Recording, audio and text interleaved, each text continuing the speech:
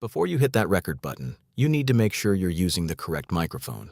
It is a very common issue for beginners to record audio with the wrong microphone, so it is extremely important to get into the habit of selecting the correct microphone before recording. To check this on Mac, go to the Settings, Audio Hardware. If you are using Windows, you will see the Preferences under the Edit menu. Here you'll see your default input. This is the device Adobe Audition will record from. For me, the Scarlett 2i2 USB has been selected.